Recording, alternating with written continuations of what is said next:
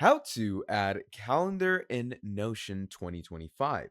In this video, we're going to be talking about Notion and how you're going to be adding a calendar in the easiest and most simplest way. Now, if you do want to use Notion for yourself, do make sure to check the link down in the description below where you can find a link that will provide you with better plans on Notion.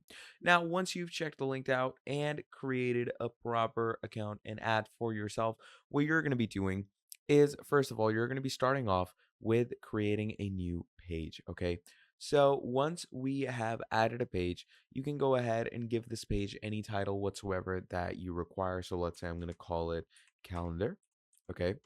Now, once we have called it calendar, what you're simply going to be doing is you're going to come over here, hit slash, and you're going to search up calendar. Okay. So here it's going to say calendar view. You're going to add that.